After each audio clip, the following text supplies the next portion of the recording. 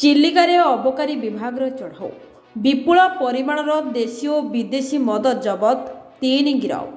ଅବକାରୀ ଅଧୀକ୍ଷକା ସୁମିତ ତ୍ରିପାଠୀଙ୍କ ନିର୍ଦ୍ଦେଶକ୍ରମେ ଉପ ଅଧୀକ୍ଷକ କ୍ଷେତ୍ରମୋହନ ଜଗଦୀଶ ଚନ୍ଦ୍ର ତରାଇଙ୍କ ତତ୍ତ୍ୱାବଧାନରେ ଟାଙ୍ଗୀ ରେଞ୍ଜ ଅବକାରୀ ନିରୀକ୍ଷକ ରାଧାକାନ୍ତ ଭୋଇ, ଉପ ନିରୀକ୍ଷକ ଅମରେନ୍ଦ୍ର କୁମାର ଶତପଥୀ, ଜିଲ୍ଲା ଭ୍ରାମ୍ୟମାଣ ଉପ ନିରୀକ୍ଷକ ସୁଜିତ କୁମାର ନାଗ, ଜିଲ୍ଲା ପୋଲିସ ଫୋର୍ସ ବାଣପୁର ପୋଲିସ ଏବଂ ବାଲୁଙ୍ଗା ଅବକାରୀ ଅଧିକାରୀ ସୁଜିତ କୁମାର ମୋଦିଲିଙ୍କ ନେତୃତ୍ୱରେ ବାଣପୁର ଥାନା ଅନ୍ତର୍ଗତ କୋସରଡ଼ା ଓ ଶାଳିଆ ଡ୍ୟାମ୍ ଅଞ୍ଚଳରେ ଚଢ଼ାଉ କରି 700 ଲିଟର ମହୁଲ ବୋଚ, 200 ଲିଟର ଦେଶୀ ମଦ ବ୍ୟବହୃତ ସାମଗ୍ରୀ ସବୁ ନଷ୍ଟ ହୋଇଛି।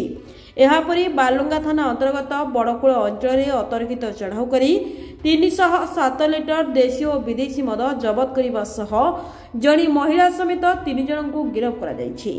ଅଭିଯୁକ୍ତ ଯଥା କୃଷ୍ଣମୋହନ ସାହୁଙ୍କ ଠାରୁ 101 ଲିଟର, ଗୀତାଞ୍ଜଳି ସାହୁଙ୍କ ଠାରୁ 104 ଲିଟର ଓ କିଶୋର ସାହୁଙ୍କ ଠାରୁ 101 ଲିଟର ଏହି 3 ଜଣଙ୍କ ଠାରୁ ଦେଶୀ ବିଦେଶୀ ଓ ଆସ୍କା ଜବତ କରାଯାଇଛି।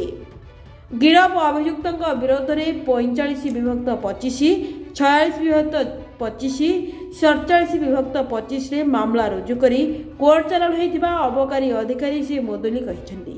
ଏହି ଚଢ଼ାଉରେ ବାଲୁଙ୍ଗା ଅବକାରୀ ଅଧିକାରୀ ଶ୍ରୀ ମୋଦୁଲିଙ୍କ ସମେତ ASI Sunita Maharana, Sanjay Kumar Sobadi, ASI Sanjay Kumar Raut, Meenaketan Mahalik, constable Ashish Pradhan, Ranjit Patel, Manoj Kumar Jaysingh, Bikash Kumar Raut, Sasmita Sethi, Kalu Pradhan ପ୍ରମୁଖ ସାମିଲ ଥିବା ଜଣାପଡ଼ିଛି। ବାଲୁଙ୍ଗା ଥାନା ଅନ୍ତର୍ଗତ ବଡ଼କୂଳ ଅଞ୍ଚଳ ଗିରଫ ହୋଇଥିବା 2 ଜଣ ପୁରୁଷ ଓ ଜଣେ ମହିଳାଙ୍କୁ ଗିରଫ କରି ମାନ୍ୟବର ଅଦାଲତରେ ହାଜର କରାଯିବା ଜାମିନ ନାମଞ୍ଜୁର ହେବାରୁ ସେମାନଙ୍କୁ କାରାଗାରକୁ ପଠାଯାଇଛି। Report Odisha digital news.